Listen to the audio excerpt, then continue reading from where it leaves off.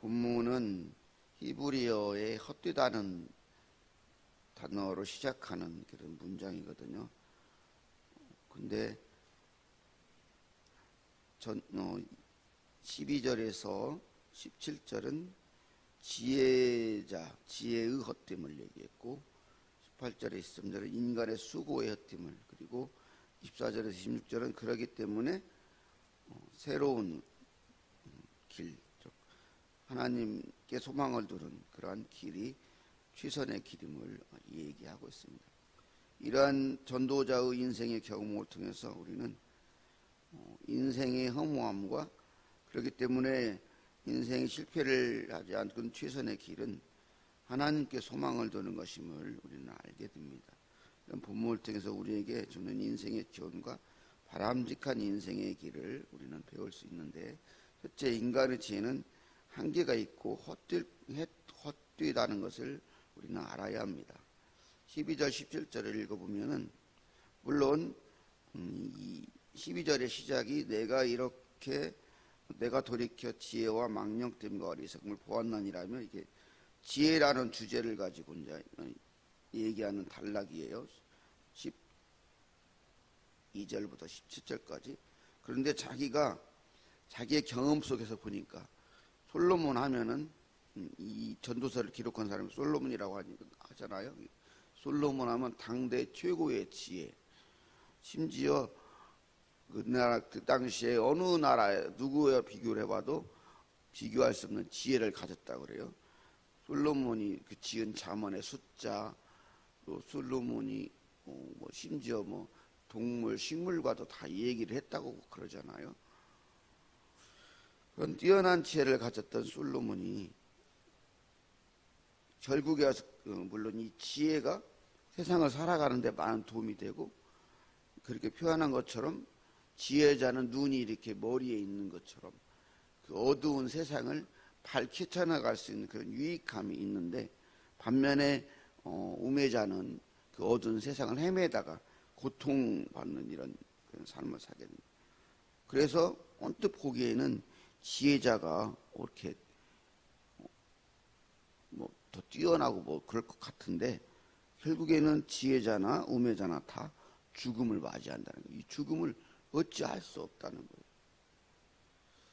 그래서 결국에는 지혜도 우매도 다 헛된 것이구나라는 것을 깨닫게 되었다는 거예요. 그래서 헤아려 하는 일이 내게 괴로우며 모두 다 헛되어 바람을 잡으려는 것이기 때문이더라면서 참 지혜로 우리를 지혜자는 인도하고 있어요. 두 번째는 인간의 수고의 헛됨을 얘기해요. 18절 23절.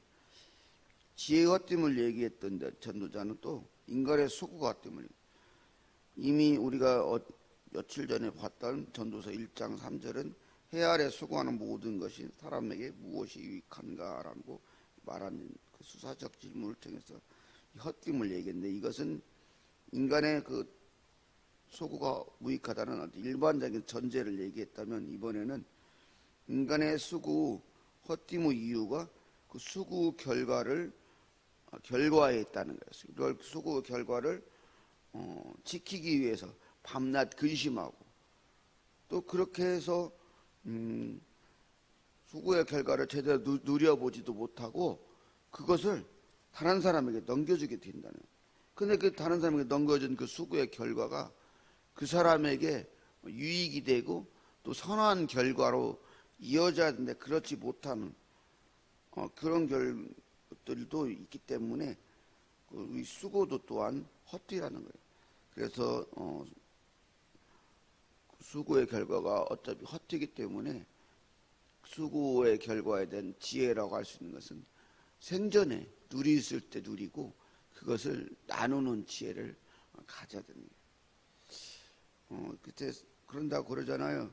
사람이 죽으면서 껄껄거를 막 세 가지라고 죽는데, 내가 생전에 그 많은 재산들을 쓰지 못하고 다 쓰고 죽을 걸, 이왕이면 이웃에게 좀 베풀고 죽을 걸, 이러면서 껄껄거리면 죽는다잖아요.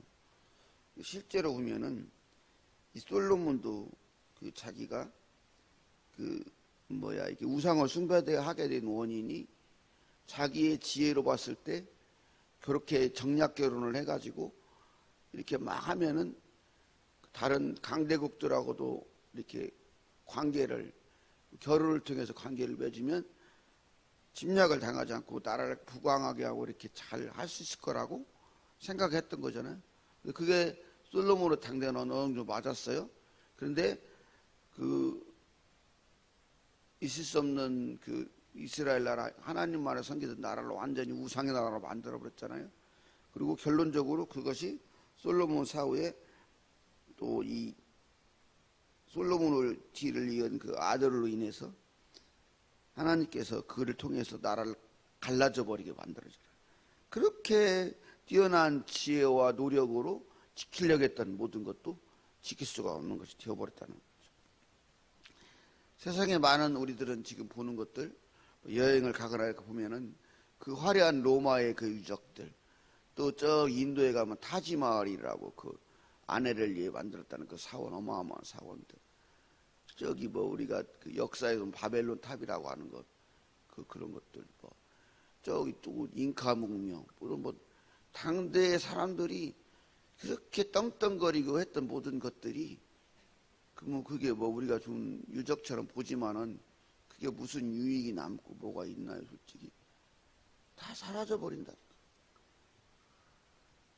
그래서 그것도 수고도 또한 헛될 뿐이라는 것을 또 경험하고 그걸 얘기하고 있는. 그렇기 때문에는 24절 26절 최선의 길을 찾아야 되는 인생의 최선의 길은 하나님께 있다는 거예요. 그러면서 단순한 길을 제시하잖아요. 사람이 먹고 마시고 수고하는 것보다 그의 마음에 기쁘게 하는 것이 없나니. 단순하면서 평범한 그 삶의 유익을 얘기하잖아요.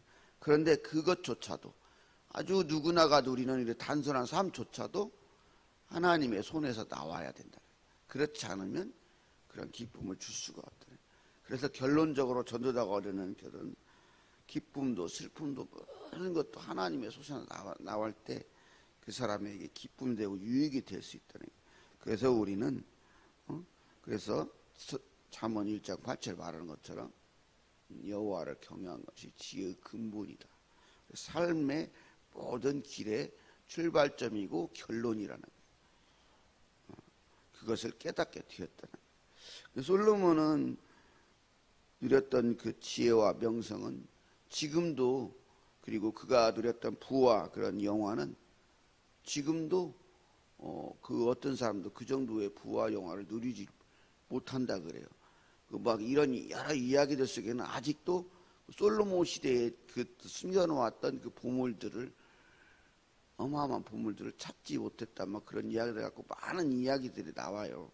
얼마나 그렇게 솔로몬 시대 때 어마어마했는 걸 알 수가 있는 거죠.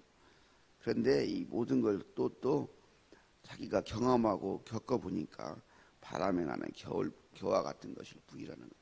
그리고 아무리 떵떵거리고 위세를 떨어도 모든 사람들은 죽음을 맞이하게 된다는 거예요. 그래서 헛된 죽음이 되지 않게 사는 것, 죽음을 준비하는 것이 어쩌면 가장 지혜로운 거예요. 그러려면은 오직 하나님만을 경외해야 되고 영생을 준비할 삶을 살아야 된다. 그래서 우리는 늘 성령 안에서 깨어서 기도하고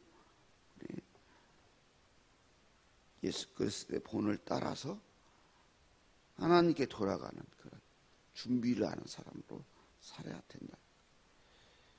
그래서 인생은 믿는 자이건 믿지 않는 자이건 결국에는 겸손의 길을 따라가는 거예요.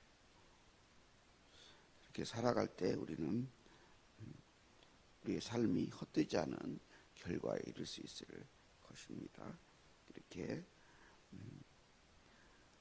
여호와 하나님을 경외하는 그런 자세로 성령을 따라 매일의 삶에 충실하면서 영혼을 준비하는 그런 지혜로운 우리 성도님들 봉사함께 되기를 소망합니다.